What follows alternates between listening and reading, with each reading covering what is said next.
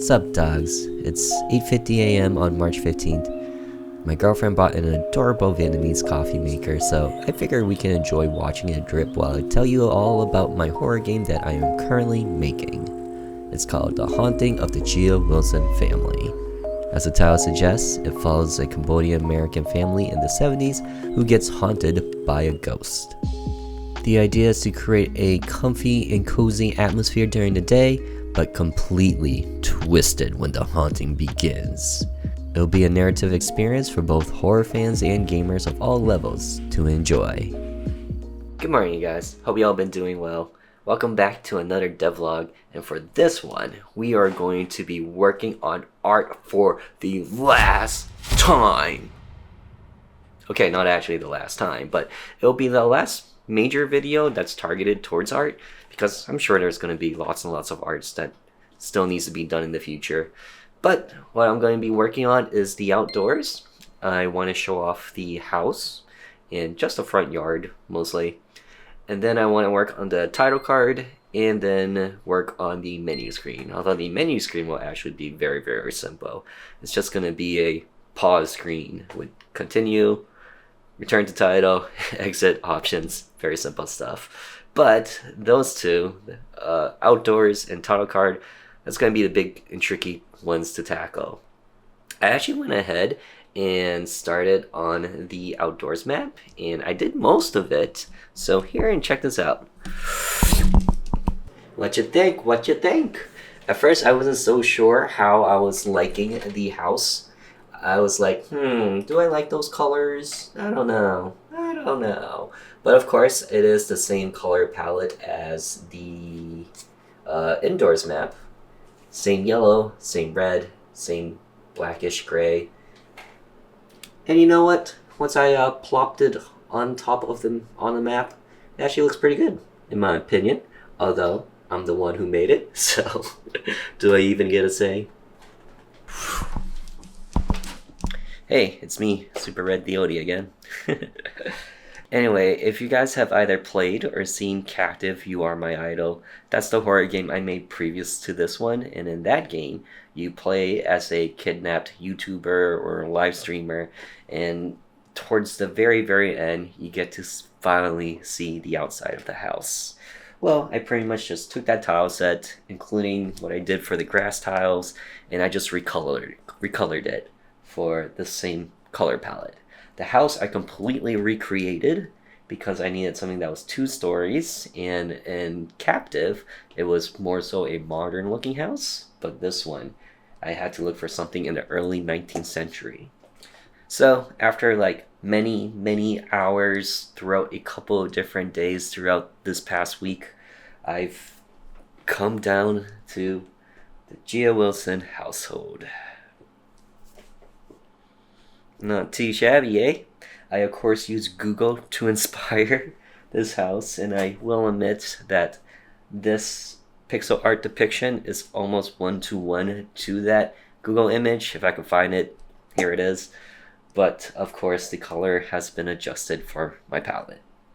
Now, with that said, I am not done.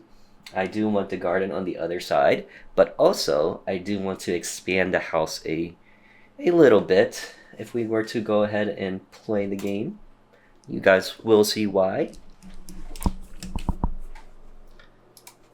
And yeah, if you guys don't see why, then well, that's where voiceover itchio-TheOdie comes in. Oh, fun fact, my coffee, it's still dripping. Thanks, live action past itchio-TheOdie, making me do work. So I would like to expand the house a little bit. The thing is that I find it to be a tad too small. There's always a cinematic and overwhelming feeling I get when watching horror movies with larger homes, and I wanted to give the same effect for this game. However, I found there to be a tad bit of an issue. Because it is just a 2-story house and not a mansion, there's only so much I can enlarge it by. The fact that we're also fixed in this top-down perspective also prevents me from making it look larger by using the cinematic skewed and upward distant angles like you would see in most horror movies. With those limitations, I do feel somewhat defeated here, especially since I originally planned to have Easter egg hunting spotted through the window. However, sometimes I just have to make do with what I got and see how it all plays out. It doesn't hurt too much to try, and if I can enlarge the home by just the slightest bit while making it seem too unrealistic, then I can at the very least get closer to that overwhelming feeling of size and slight uneasy nudge in the back of the player's mind that tells them safety might mean traveling from one far corner of the house to the other. When it comes to making outdoor maps, it always feels so awkward. Because when you have something like Pokemon and they have smaller houses, it just fits. And I think it's partially because the sprites are so tiny, but also it gives you a good overview of everything. But when making a horror game and you want to give a big, scary house sort of vibe or environment, I'm just not sure if I get it from here. And that's exactly the sort of difficulties that I'm going through. But at the same time, maybe it's just me being hypercritical. I do think it looks good. I don't think it looks awful. And for a pixelated game, I think it looks pretty well. It might just be like one of the limitations of pixel horror. But yeah, I do not know. Anyway, it might be something that I need to actually start scripting out and seeing all the little animations play out to really decide whether or not I want the house even bigger or just to just keep it this way. But for the most part, in terms of the outdoor maps, I do want to add a few things more. Probably like some shadow towards the edge of the house, maybe some grass to poke up around the edges.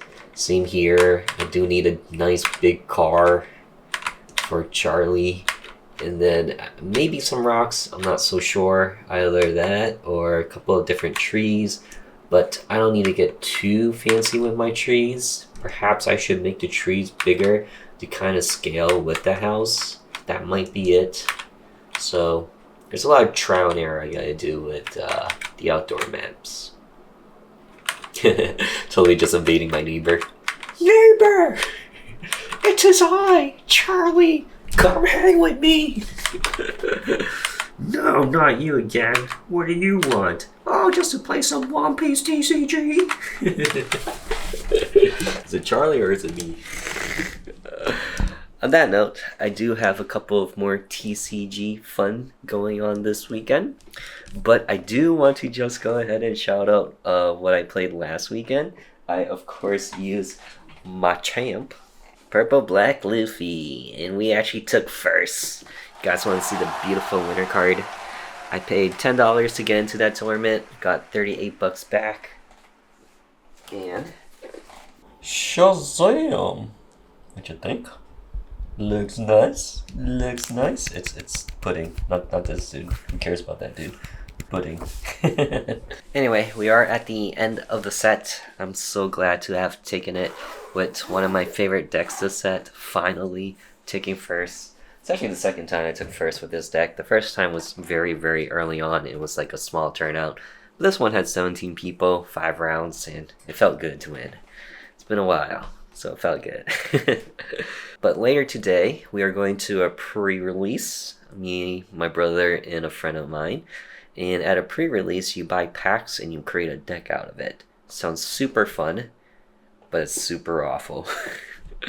Because out of those 6 packs, it kind of comes down to whoever pulled the best cards. And I've been having terrible, terrible luck when it comes to these pre-releases. But you know, each pack is different, each set is also different, so who knows. Maybe my curse will have been lifted. So that's later today, and then tomorrow I have a friend who's turning 30. He's making it over to the big 3-0, and it's gonna be a fun hangout day. But today, I am going to do as much game dev as I possibly can, try and finish up this outdoor map, because the devlogs have finally caught up with the development. Since February, I've been able to release devlogs every other week, but now the development has been taking slightly longer, so the period between development and devlog is getting much, much shorter. So there's a likely chance that I'll be taking a break in April, but we will see once I release the 5th devlog? Am I at 5 now? Oh my god. This one's the 6th one. You're watching the 6th one. Holy moly. Alright, I'm gonna keep working. See ya soon. I've decided to rework my trees. Truth is, the house is bigger, the character sprites are bigger, and as such, the trees must also get bigger. Trees used to terrify me because of how unevenly shaped they are. That means there's a lot of light bouncing all over the place and shadows in what feels like random and odd spots. However, I've come to learn that the level of detail you should add all depends on your style. In my case, I've decided to keep the artwork minimalistic. Shading is on average 3 colors, and as such, the same will go with the trees. As for every object I've made indoors, the topmost part of the object tends to be the brightest and it darkens as it gets closer to the bottom, aka the ground. Thus, the trees will be the same. The only ad I need to create for the oddly shaped objects and to show that bouncing of light is honestly far and few between. So a couple of darkened and lightened spots around the middle portion of the leaves and it will convey that the object is indeed oddly shaped and that we got light balancing around the middle while overly complicating the image of the tree. Here's one thing I never thought I would have to Google. 70s style lampposts. It's not that weird, but I just never really thought about it. I was totally just going to take the old one that I made for Captive and then just use that one, recolor it for my color palette. But then I was like, wait a second. Did lampposts actually look like this in the 70s? It turns out it didn't. I of course went with this one. Didn't want to get too fancy and go with one of those just because we are just on a random street as opposed to a nice boulevard or nice park. So I was like, okay, gotta go with something simple and nothing too crazy. And bam, that's what I got. I swear, game dev, sometimes it just gets really weird in the Google machine. But then again, I wouldn't really call this one weird. More so, just not on my bingo card. Totally have Googled Stranger Things. Just to get references. Anyway, kind of want to chill for now. Not hungry yet either. So maybe I'll just go and play some Monster Hunter or something. But for the next thing up is I do want to make the car. And the cool thing, which I am somewhat excited about, is the fact that I don't have to create the car for each facing direction, just because the car is only going to back up and go forward. So I just have to create it facing forward. And that is absolutely spectacular. I am so excited to not have to create more than I need to. But it's going to be 3x3, so 3 wide, 3 long, and I think it will actually fit the aspect ratio of Charlie in this that I am going for. Yeah. Just gonna back up, and then he's gonna drive off, and then he's gonna come back home, and then he's gonna see his wife just working in the garden, be like, oh, hey honey, mwah. How's the kids? Just getting possessed by a ghost. Getting vomited into. I don't know, I'm just thinking about things that happen, like Insidious or whatever. That may or may not happen in this game. Who knows? You guys will see. For lunch, I have something very much unexciting, but because I probably won't record again until tomorrow, I'll give you guys a sneak peek. It is a classic DOD meal that came straight out of the freezer. Bam! Swedish meatballs. Kind of excited on this one. I actually enjoy the IKEA meatballs. This one's from Costco though. So, let's see how it goes. Yeah!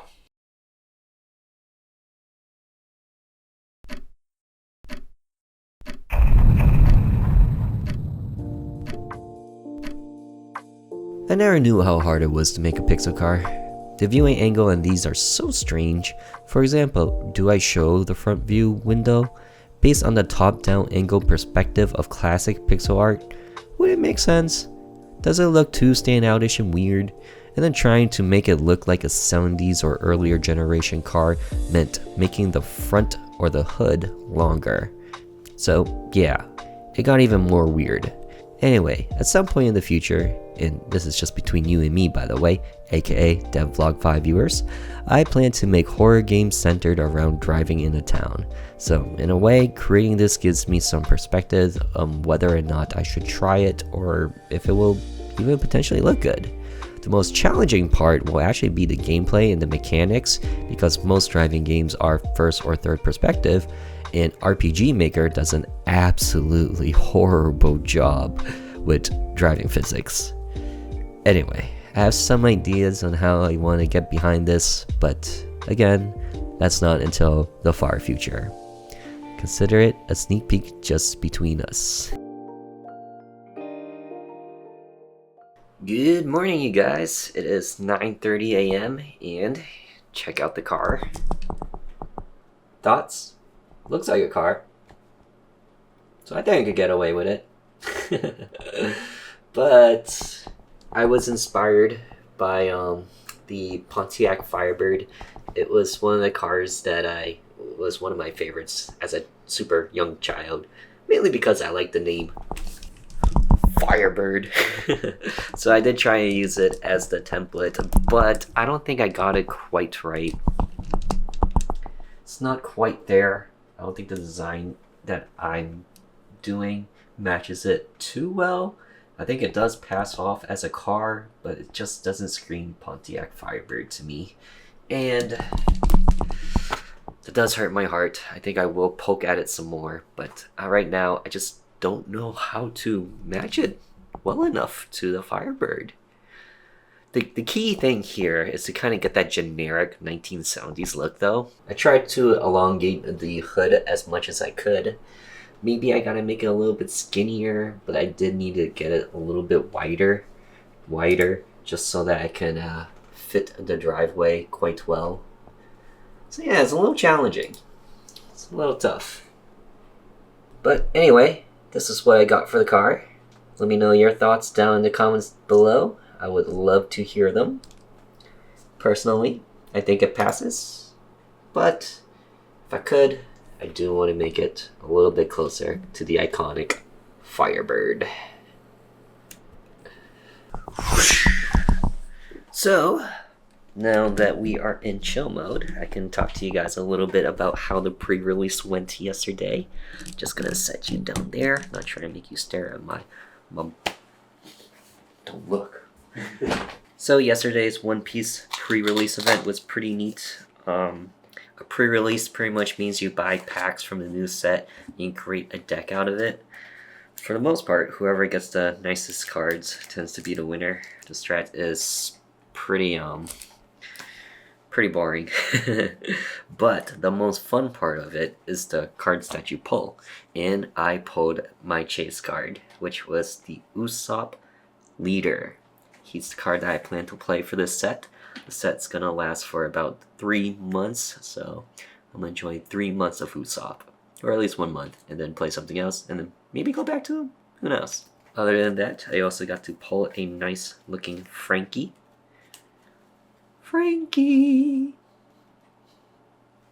It's a good pat on the back for my pulls. I think I told you yesterday that I was cursed with terrible and horrible pulls where I could not even get a super rare. I would only get rares, and the structure is of course common, uncommon, rares, that all those three are guaranteed. And then super rares is the one above that you have a, I'd say, 40 or 30% chance of getting. And then on top of that are the alt arts, which is quite difficult. And then of course the rarity does go up and up. But I did it. I broke the curse. And I even managed to get my chase card, so I'm so happy. Other things in One Piece news is that the ban list came out. I'm very competitive in this game, as you guys probably already know. And it was something. It was something. Create a lot of hoopla in the morning, I'll tell you that. Anyway, that's pretty much all I wanted to say with One Piece. I don't want to drown you too much in my side hobbies that you guys probably don't even know too much about. Instead, let's talk about the day. Today I plan to go to a friend's birthday that's happening in 2 hours. And I do gotta pack some things for that, but packing should only take like 20 minutes at most. So, not too big of a deal. I could still do a little bit more of game development. I think next up is to try and do the title screen. I'm not exactly sure what I want to do for it. I think what I'm going to have for the title screen for the demo will be different than the title screen that I will have for the actual game. So I could kind of keep it a little bit more simple for this one, for this title screen that I'm making. And then when I do the title screen for the actual game, I could get a little bit more complicated. But then again, there's always the first impression that you have to give when it comes to putting your game out there. So now I'm like, maybe I do have to go all out on this. It's challenging. It's challenging. I feel like I need to cut to like a montage of me just thinking right now.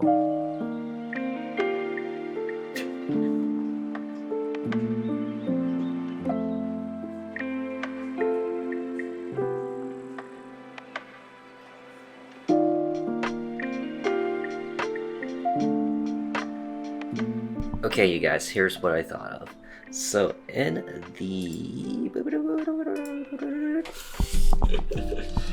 So maybe it'll be something like this, where the portrait's just off to the right, or maybe dead center, and there will be this thunderstorm sort of effect, and then they'll transition into like a ghostly, demon-like looking version of themselves.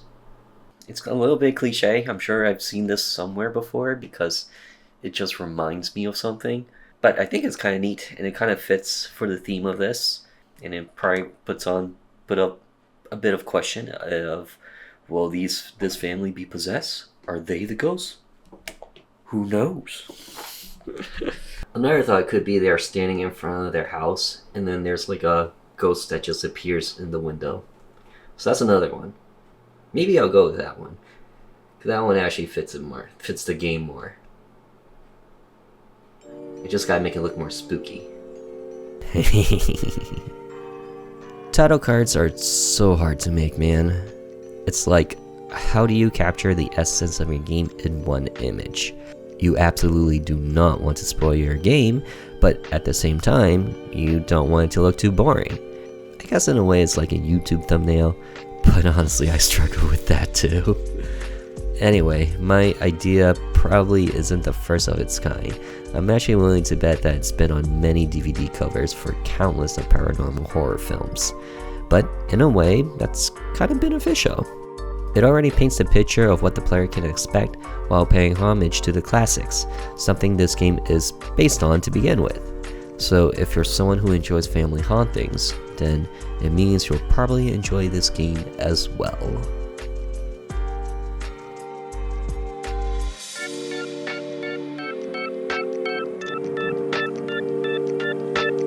Okay, so here's the first draft, and check this out. Definitely still gotta work on all the coloring and all that, but I was thinking, imagine a BGM, and then lightning strikes, or when the beat drops, and then it's like, hold on, and then it's like, burning. And then there's like the haunting that's starting, and it just flips completely. Yeah, isn't that crazy? Isn't that kind of cool? Because it kind of fits the whole theme of how all the maps are all comfy and cozy, but when the haunting begins, everything flips.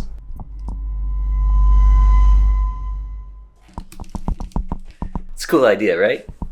It's a cool idea. I think I'm gonna go for it. It got me really excited when I was just messing around with the hues, and I was like, oh man, that actually looks really creepy. But I'm gonna do it later because I'm actually getting kind of tired right now. I think I'm gonna just enjoy my last hour to relax a bit. Maybe start packing things, get things organized. For now, I'm gonna just I'm gonna just sit here. Alright, I'll see you guys later.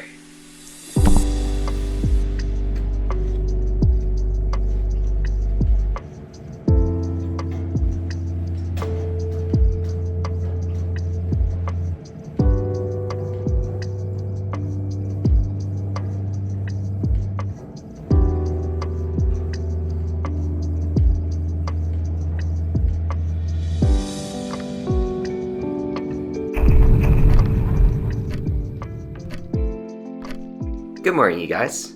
Y'all ready to see the title card? I'd say it's pretty much 100% finished. All we need is the background music, but here we go. There's a surprise in it, and right now it's in surprise mode, so I just gotta wait for it to change. Okay, there we go. Yeah, what you think? You like those filters? You like how the screen kind of just moves? And boom! Oh, yo! The haunting! It's there! Oh my god! So of course the idea is to kind of give it that vintage look where you have those film scratches and that filter kind of just layered on top. Each filter is a different picture, and they're also of course nudged a little bit.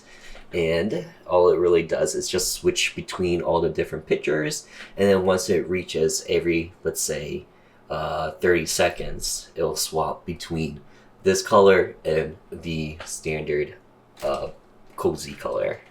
So that's kind of how it goes. I do really like how the characters kind of just stands out as if they're just ordinary, trying to live their own life, but then they're living in this terrible threat. But yeah, for the filter, I kind of did just download a template off of the internet.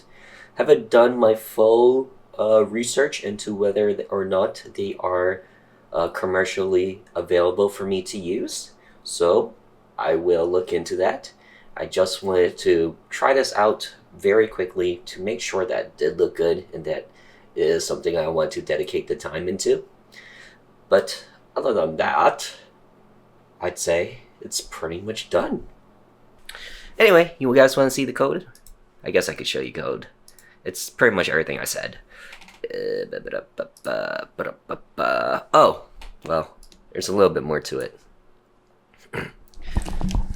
So, it does use Visual Stella's event title scene, and all this really does is just jump us into a map. That map being title screen, and this is what it is, and all it really does is show some pictures and does that swapping that I told you about. So it's really just a couple of different images, a total of, am I using all 10? Yes, I am. Total of 11 different pictures, because we're also counting 0, and it waits 10 frames between each flicker between photo, and then for the first 50 times 10, 500 frames, it is in cozy mode, and in the next 500, it is in dark mode, or scary mode, haunted mode. I like how haunted is the one that I say pretty casually. And then this one is just to control the cursor. So, pretty standard stuff. If you're curious on how all of this work, I did create a tutorial. And let me see if I can pull it up for you. Here it is. It's this one.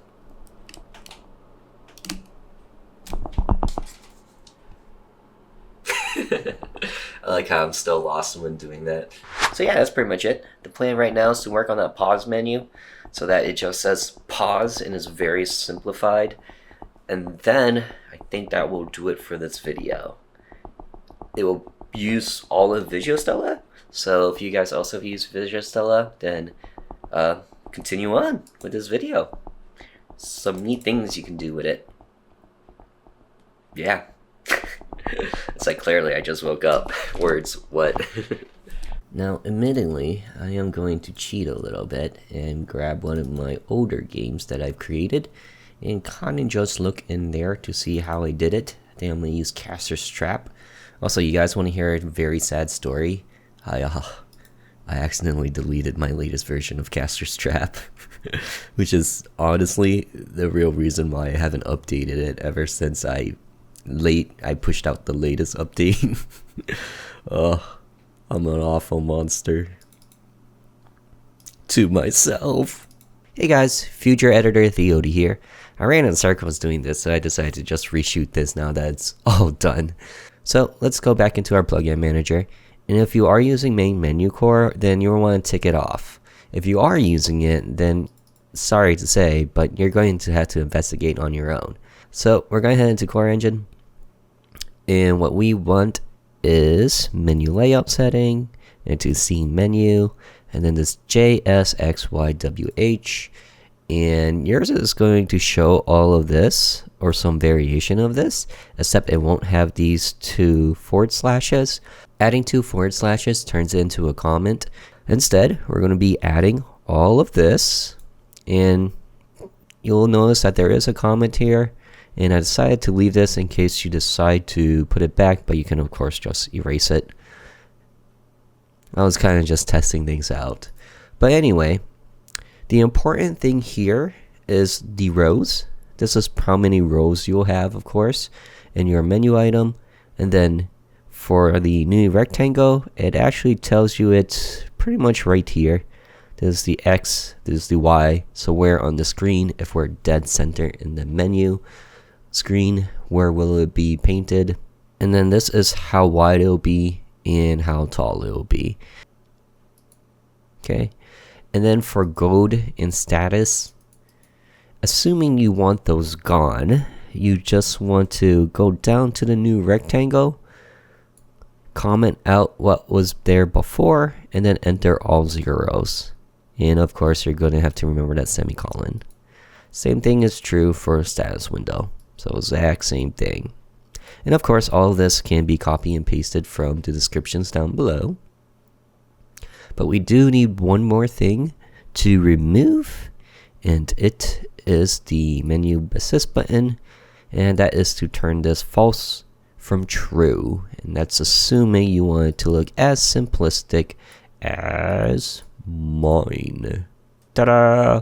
So normally there would be an assist bar up here or down below telling you which buttons to press to proceed, but I decided to only keep the touch screen items because that will be, I'm potentially thinking about turning this to mobile at the end. And I also was able to reduce a lot of stuff in the options, and will continue to reduce it as I go. Like for example, I probably want these window tones off. So we are going into the options core. It's just going to take a minute to load.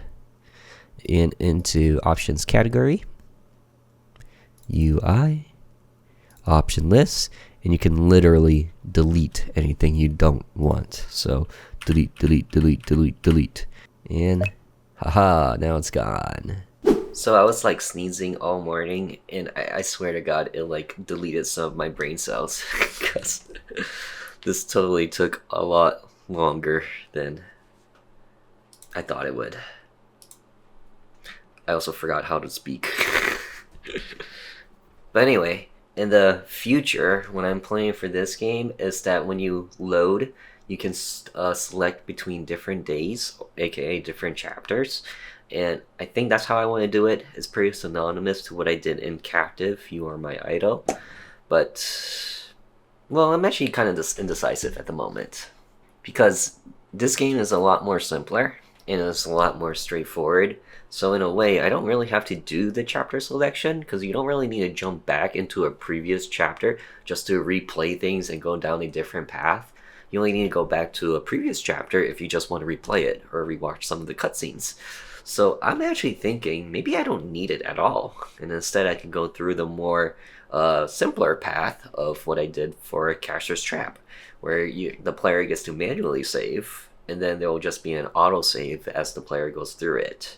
I think that might be the better path. I'm trying to think about it, and I'm like, what's the chances that a person wants to replay this versus just watching a YouTuber play it if they want to see the story a second time? And based on that thought, I think they'll more likely watch a YouTube video as opposed to playing it a second time themselves. So I think I will just go with one save slot. Manual saving and an autosave. Yeah, I think that's the way to go. Alright, now with that said, we have reached the end of the video. I still got some work to do in terms of that menu screen. I'll create a pause screen, but that's pretty easy. All you do is just create a JPEG pause. Or you know what, I don't even have to do that because of how simplistic this game is. There's really no inventory system. It's very story driven, that's why. But instead, I'll show you something pretty neat that I've done on the side. Hoo-yah! What you guys think? I put this thing together. I wouldn't say I'm the huge fan of Demon Slayer, but I would say I'm a fairly big fan of it. Just to put things into perspective, I would say for One Piece, I'm slightly bigger than big, but for Dragon Ball, I'm a huge fan. So this one is probably like below it. But the cool thing that I really like about Demon Slayer is that when I discovered the art style called ukiyo-e, it's a Japanese style that you probably more commonly see on like wood prints and that sort of thing. I thought there's this shirt that I have that's ukiyo-e, and it depicts a samurai fighting a skeleton monster. And I was like, oh man, how cool would it be to make a horror game about a samurai who fights all these different yokais and demons and monsters? And that's when my eyes widened and everything just slowed down, and I was like, wait, it already exists. It exists in Demon Slayer. Demon Slayer was actually the idea that I had in the back of my mind for a while. Or it's more like Demon Slayer existed before my idea, but I never connected the dots until then. So then I started to really watch it, really start to enjoy it a little bit more. And I am a huge into card games, and I decided, you know what, I'm gonna do this. The holders on the inside are 3D printed, and I did GIMP or Photoshop the banner up top, and down below it's actually on all of the sides, and I kind of just took panels from the manga through Google searches, and yeah, that's how I got it. I guess to kind of just continue on the theme of horror mangas. Anyone recognize this? I don't really care too much about the front. I actually enjoy the back more. It's like very subtle. So it's like, oh hey, that's pretty dope. I'm gonna get it. And I got it. And one last thing. Your boy is going to another One Piece tournament today. He's going to do his best with this. You guys won't hear a report of how it went, but instead, you guys got the pop-up. Hopefully I got first. Hopefully it wasn't a disappointing day. But regardless, I'm gonna keep on going. And one final news. I am going to go on a semi-break from here. I am feeling just ever so slightly burnt out with the game development. I think it has to do with the fact that I've only been doing art, and I know that there's more art to come because I need to make the game pages, so I gotta create all those splash arts, all those title arts, the thumbnails, all of that. And I'm just like dreading it so much because I've been doing 3 months of art, so it's kind of crazy to be like, oh man, I'm entering my 4th month and there's more art to do. I just want to enter my command lines. I want to see the cutscenes play out. So I'm gonna slow this down a little bit. One of you guys did ask for a tutorial about character sprites and my thought process as I go through them. So I will be making that tutorial. It will probably release towards the middle to later half of April, based on the time frame of current things. And at the end of April, you guys will have the video for how I do game pages and upload this onto Steam. After that, we'll start going back into the devlogs. Hopefully I can continue to release them bi-weekly, but of course we'll see how that goes. Oh, and if you didn't know, I do have an Instagram, a Twitter, a Threads, and also an official website. Instagram, I do update the most, and you will actually see the most recent stuff that I do. Anyway, thank you guys so much for watching, and I'll catch y'all for devlogs at the end of April. But if you guys want to check out that tutorial, then in the middle of April. Till then, later.